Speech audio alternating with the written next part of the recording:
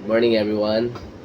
So it's my privilege again to share the preaching this morning in our funeral service. So thank God for the privilege that I would share, and then condolence to those old family that sa feeling right now. So as we start, let's open our Bible in the book of Luke chapter 16 verse 19 to 31. Again, Luke chapter 16 verse 19 to 31. So the story of the rich man and Lazarus. So I will read and follow with your eyes. Sabi dito sa 19, there was a certain rich man which was clothed in a purple linen, and fared sumptuously every day. 20, and there was a certain beggar named Lazarus, which was laid at his age, full of sores. 21, and desiring to be fed with the crumbs which fell from the rich man's table, moreover the dogs come and lick his sores. 22, and it came to pass that the beggar died, and was cried by the angel into Abraham's bosom. And the rich man also died, and was buried. And in hell he lifted up his eyes, and being in torments, and seeth Abraham afar off, and Lazarus in his bosom. And he cried and said, Father Abraham, have mercy on me, and send Lazarus, that he may dip of his finger in water, and cool my tongue, for I am tormented in this flame. But Abraham said, Son, remember that thou in thy lifetime receivest thy good things, and likewise Lazarus evil things. But now he is comforted, and thou art tormented. Verse 26, and beside all this between us and you there is great gulf fixed, so that they which would pass from hence to you cannot, neither can they pass to us that would come from thence. Then he said, I pray thee therefore, Father, that thou wouldest send him to my father's house, where I have brethren, that he may testify them, lest they also come into his place of torment. Abraham said unto him, They have Moses and the prophets, let them hear them. Verse 30, and he said, Nay, Father Abraham, but if one went unto them that dead, they will repent. Verse 31, and last verse, and he said unto him, If they hear not Moses and the prophet, neither will they be persuaded, through the one rose from the dead. So let's pray. Dear God, Heavenly Father, we praise you and thank you for this wonderful morning of God. Thank you, Father God, for this privilege and opportunity that we share to the loved ones of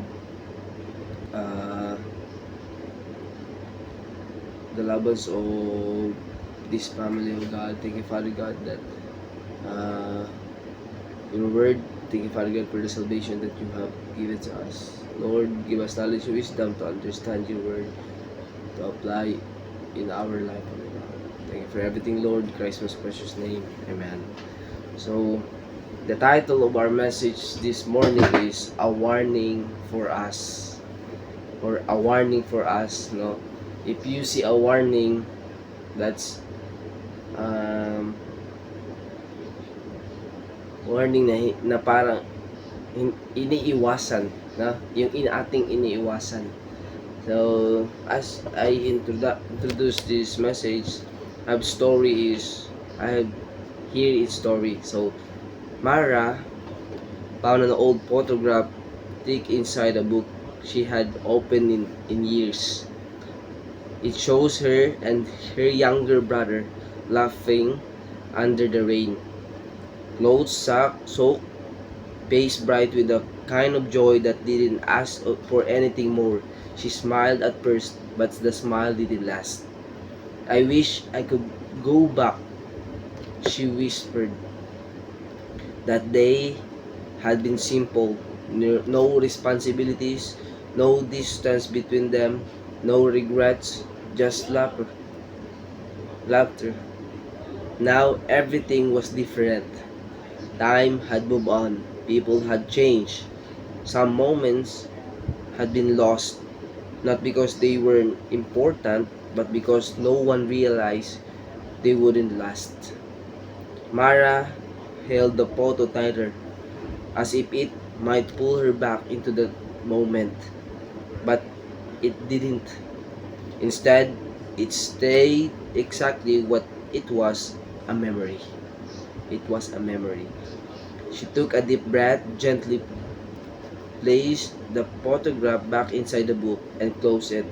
I can't return the past, she said softly, but I can choose what I do now. And this time, she decided not to wait before telling the people she loved that they mattered. No? A warning for us. You cannot return the past. No? Sabi niya, I can return the past, she said softly, but I can choose what I do now. So the story of rich man and Lazarus. There was a two-person live in this world. Same world, but different living. The story of the rich man and the beggar. We know that the rich man have a resources, food, house, money can buy wants. But Lazarus is a poor man, a beggar, a homeless. It's almost die. No? Their life on earth is not fair, but it's not the problem when you're born on this earth a poor man. The problem is you die on this earth without knowing that God can save you from eternity. Again, it's not a problem when you're born on this earth a poor man, but the problem is you die on this earth without knowing that Jesus Christ can save you from eternity. You know? How's your situation right now?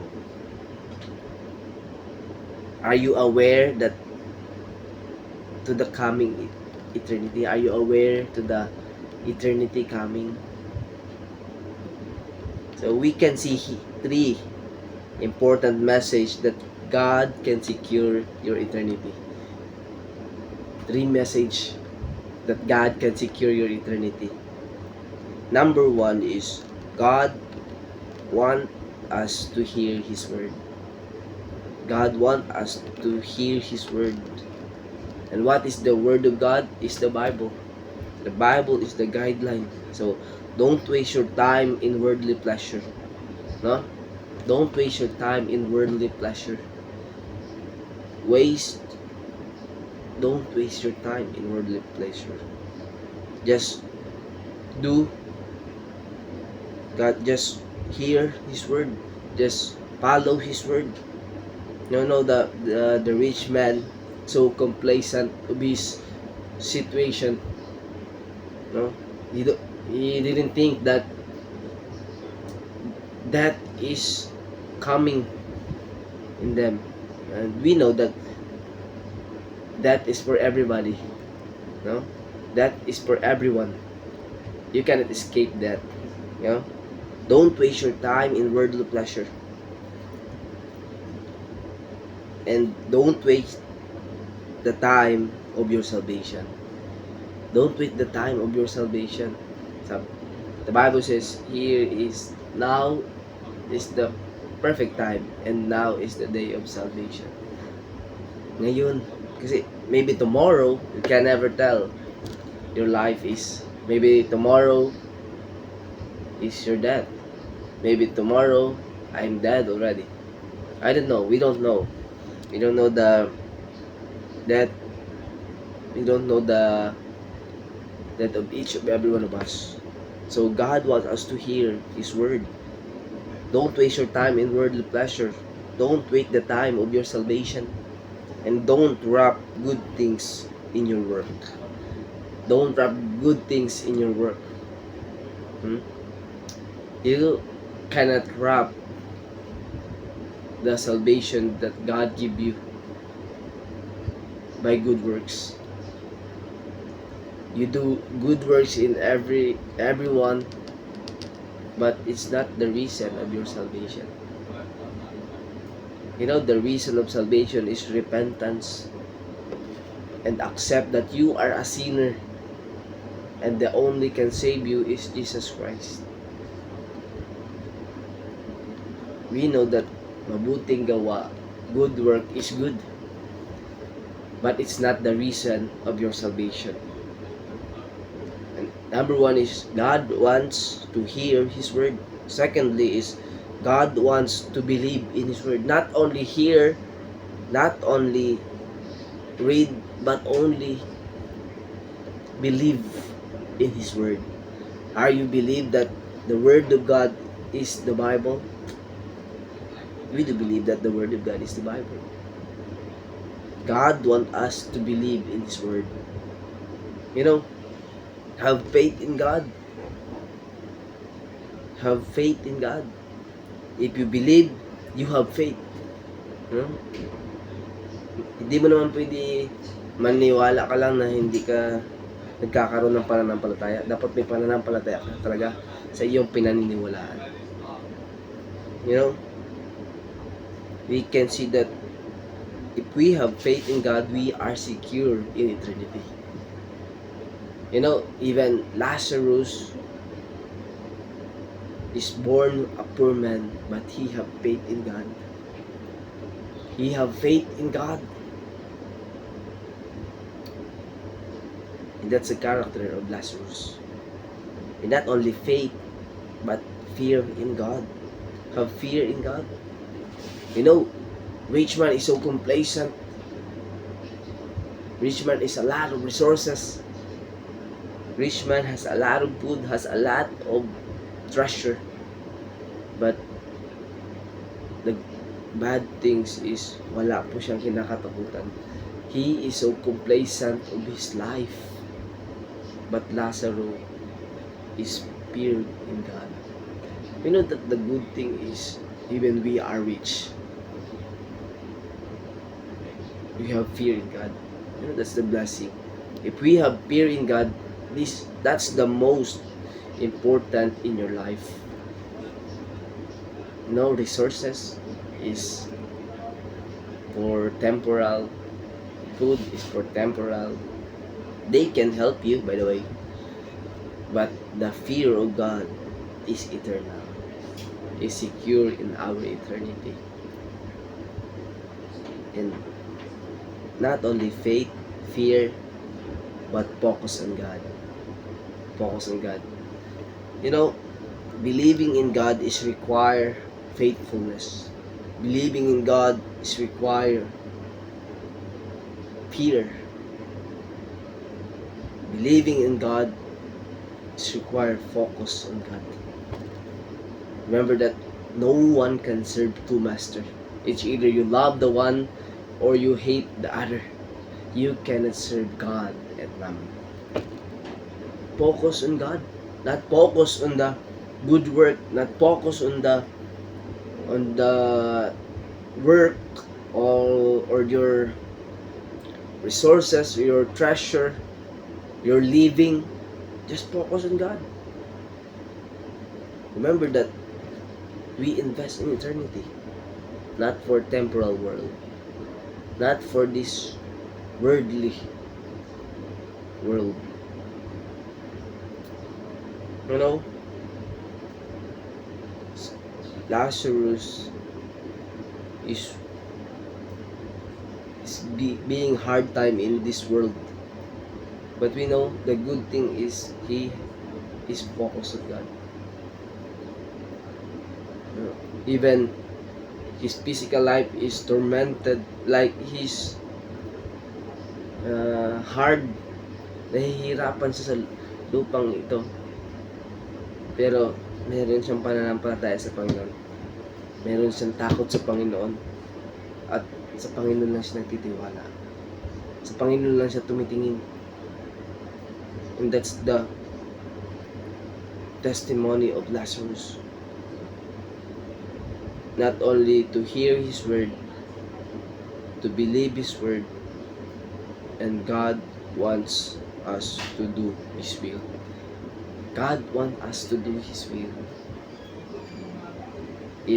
And this is the application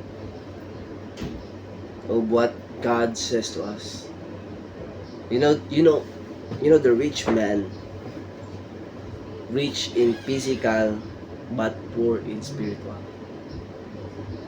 But Lazarus, the beggar, poor in physical but rich in spiritual. You know, the eyes of the man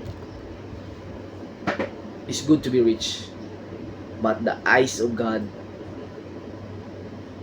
is very good that you are rich in spiritual. Hindi niya na hinahanap yung kayamanan mo dito sa lupa. Hinahanap niya kung mayaman ka spiritual. God wants us to do His will. No? To do His will. Hindi, not in our, not, hindi yung magyayabang pa tayo. You know, if rich man is a humble man, that's the best. Kung kilala lang ng mayaman na tao yung ang Panginoon, siguro napaka-blessing ng buhay niya. Kasi mayaman ka na, physical, mayaman ka pa, spiritual. No? But sabi nga sa Bible, mahirap ang mayaman makapunta sa langit. Not in general, but it's hard. Mas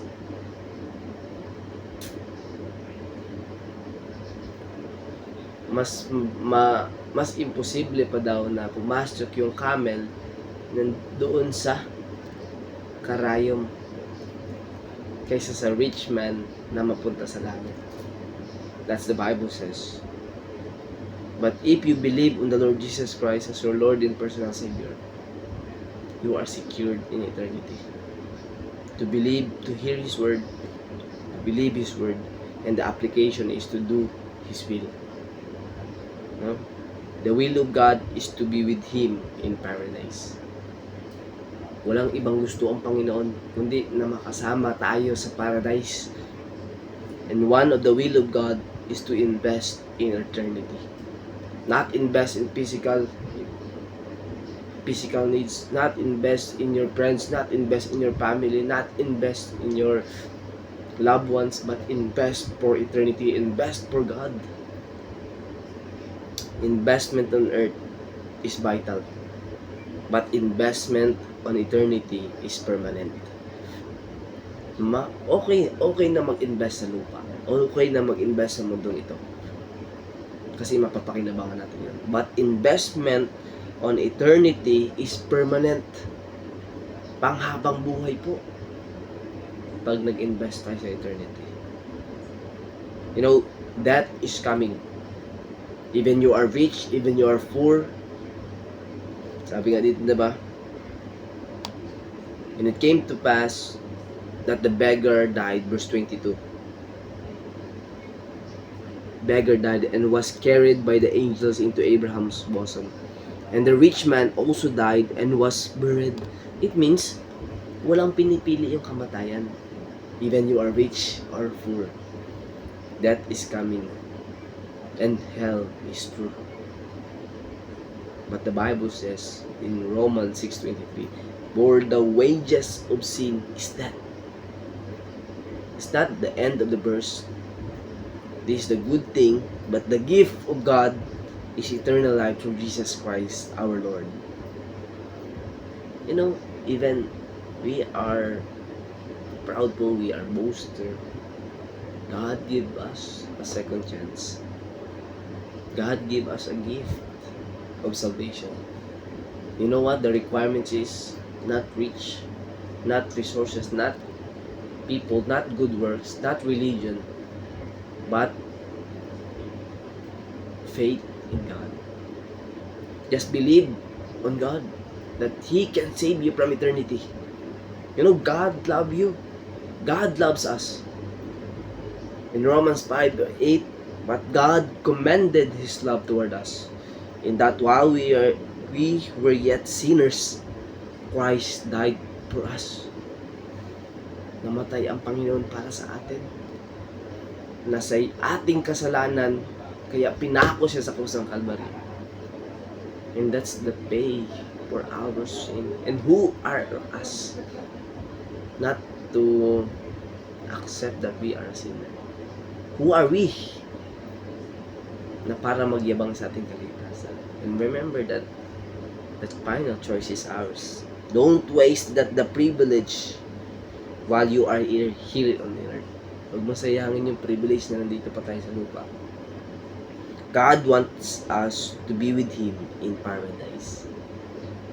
And this is the warning for those people who are not yet secure in heaven.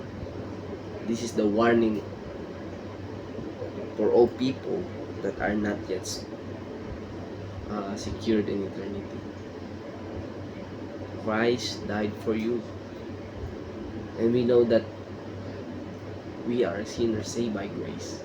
And the only requirements for that is to believe and accept Jesus Christ as your Lord and personal Savior. Walang ibang makakabayad po sa ating kasalanan. No? Makikita natin yung labi ng namatay. Wala na tayong magagawa sa kanya kasi patay na siya.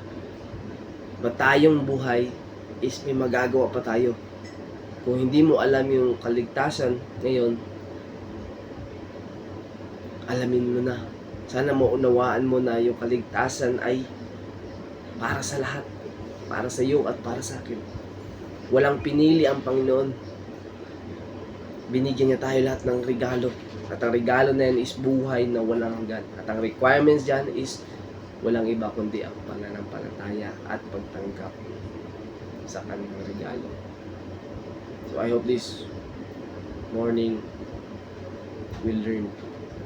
We know that God secure our eternity. Secure na po yung ating eternity. Just believe lang. Just maniwala lang tayo na niligtas na tayo ng Panginoon. So I hope this morning we know that God can save us. Let's pray. Our dear God, Heavenly Father, we praise you and thank you for this wonderful morning, God. Thank you, Father God, for those people who hear your word, who believe your word, and not only believe and hear, but to do your will, O God. I pray that these people will realize that they are sinners saved by grace. And thank you, Panginoon, sa iyong pagkakataon na kami makapag-share ng kaligtasan, Panginoon. Salamat sa iyong buhay na binigay for us to save in eternity. Thank you for everything, Lord. Christ most precious name. God bless you.